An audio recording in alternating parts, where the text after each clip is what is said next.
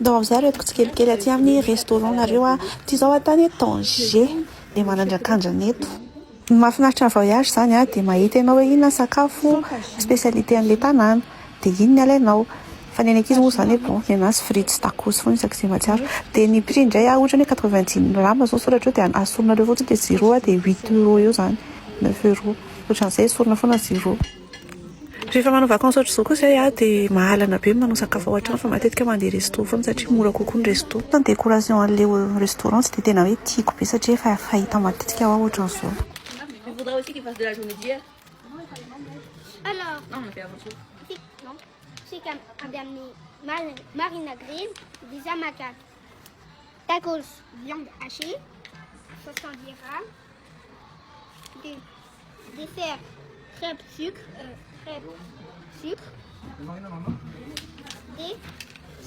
hamakas, c'est des halis.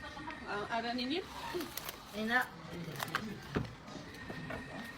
tacos poulet, crêpes Nutella, des rames. Tagine tany eo dia miaraka amin'ny vary. Elena, brochette de viande, dia miaraka amin'ny cervelle.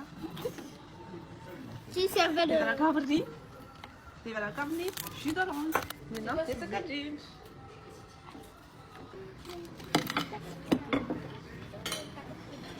Ny jus d'orange zareo tena le jus d'orange pressé reny mihitsy tena mbola hitanao dia ananjy cervelle. Dia ohatran'izao ilay sakafo rehefa tonga. Thank you. Thank you very much.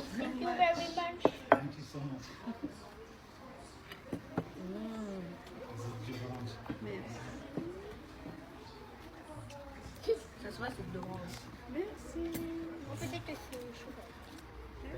Thank you. Izany hoe tapa-bolana zany izay ny tany Maroc dia tsy nihinana kisoa fa hitanareo tsy heny be hoe tsy nihinana kisoa. Otrany tsy heno dia rehefa mahita ilay dépense ohatran'izao dia mampiteny hoe takizay tany mbola tsy nanambady sy tsy nananjanaka dia nanao voyage betsaka dia niprofity tsara fa zao tena lafo be dia nefa indray tena hitako hoe asambarana be ilay miaraka amin'ny découvrir zavatra amin'ilay zaza. Hitanareo hoe tena mbola tsy mahay dia miaraka tena mahafinaritra e. Bon tsy hita ihany moa izay iainana.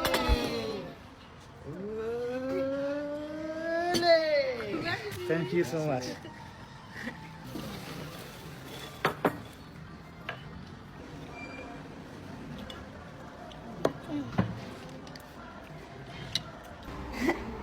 Coucou.